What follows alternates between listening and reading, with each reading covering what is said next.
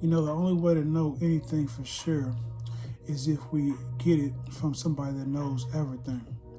Because, you know, if we learn something and we think we know it, there always can be new information that comes out that makes us doubt what we thought we knew.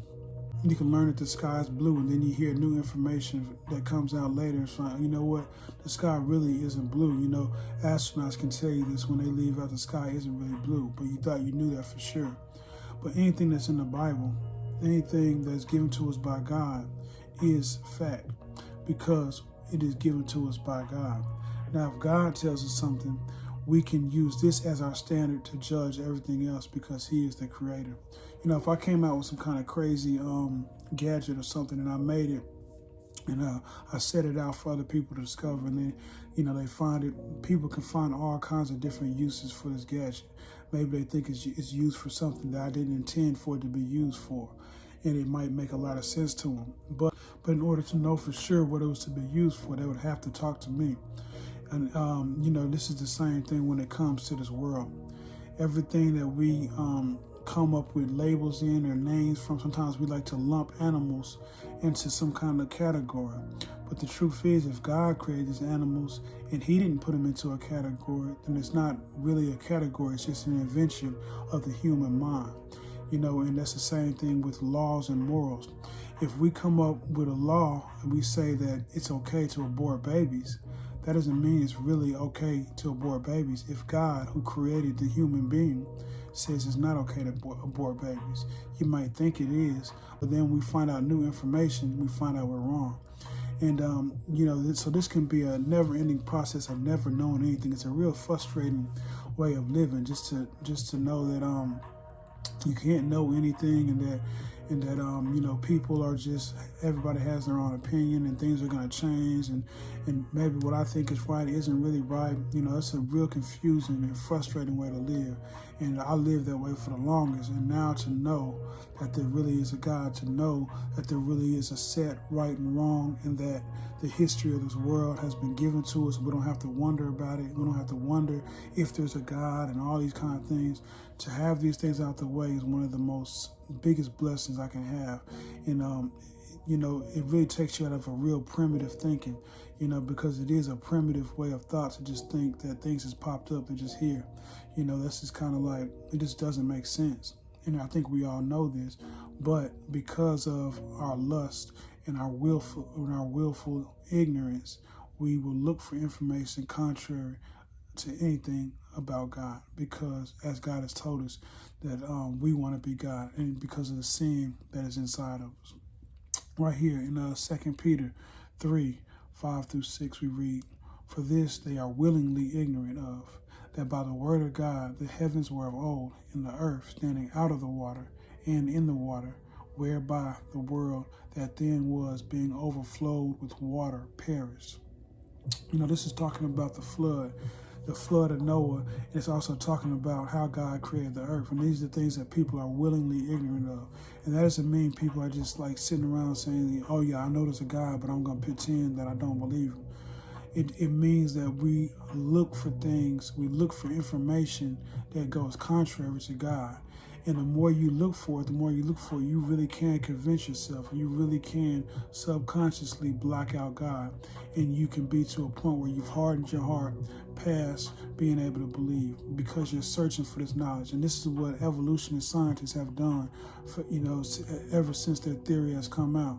They use confirmation bias by getting with other scientists that believe like they do. And remember, they're starting at the point of being an atheist. This is how they look at their information, because evidence doesn't speak. A lot of people say, oh, the evidence points to this, or the evidence says this, but the evidence doesn't speak.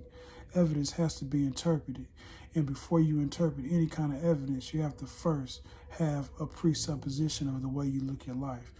So when you look at maybe it's rock layers, before you look at those rock layers and come with an interpretation of this evidence, you're going to first have in your mind, okay, do I believe in God? Do not believe in God? Do I believe in evolution? Do I believe? So before you look at any information, you're going to first filter it through your beliefs. Your beliefs are what give you the interpretation of your evidence. So atheist science always come out with evolution. Christian science always come out with creation. And guess what? You have science on both sides. And some people are intimidated. They say, well, most of the science believe in evolution. Most scientists believe in evolution. Well, this is the same thing with most people in general. Most people in general are not real Christians. A lot of people, and trust me, a lot of people just claim Christianity, but they're not really dedicated. They don't really read the Bible daily. They don't really believe. They don't really pray. They haven't really been reborn. So of course, a lot of people will claim to be Christian, but the majority of people aren't really Christians. The majority of people aren't really believers in God. And it's for the same reason why the scientists, majority of them are believers in evolution, for the same reason, because of their lust, because they don't want to believe in God, so they look for information that is contrary. This is the will for ignorance. They're willfully looking for information that contradicts the Bible. And if somebody brings up a verse or something that they think is a contradiction in the Bible, it gets them excited. They're happy. They're happy to find information that's against the Bible, even though it's only their interpretation of this evidence. So it's important that we understand how people can willfully put their beliefs on top of evidence, and this is what gives them their outcome. They say that the earth has never been flooded. They say, there's been local floods or whatnot. But here in the Bible, thousands of years ago, we're told about this flood, and we're told that it flooded the whole earth. And we're given very intricate details about this flood. We're told how many days it rained. We're told how the fountains of the deep broke up, how tall the water was. We're told the exact dimensions of the ship. And now this is not information that we can go back and change. This is stuff that was already written.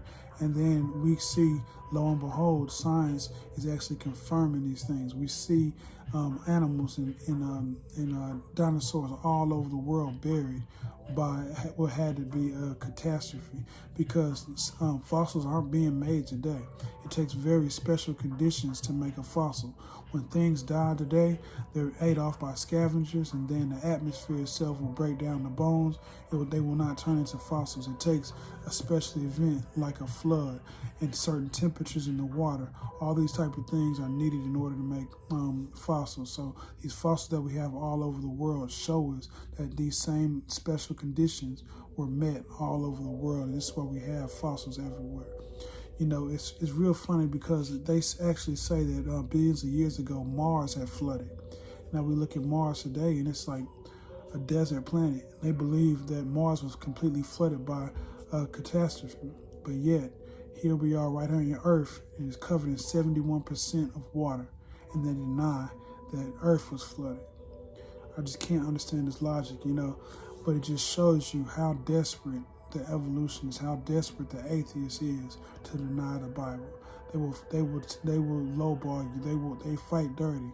They throw away information. They see things that match with the Bible and they get rid of it. They don't put it out in public. So it's important that we understand this. They believe that it's being biased to show you any information that matches the Bible.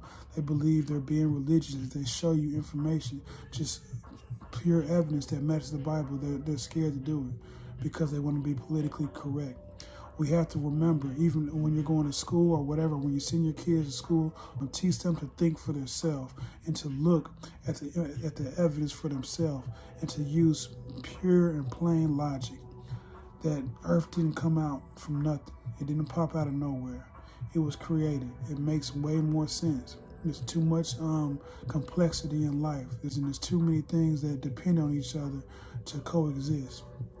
This is just a logical way of thinking, and really we've been, we've been fooled by the ignorance of man for a long time. I think we underestimate it. Sometimes when these drugs come out and we trust them and we think it's a new breakthrough in science or in medicine, and then, years later you find out, people are falling dead and got, stomach cancer or something, from these things, because we underestimate our own ignorance.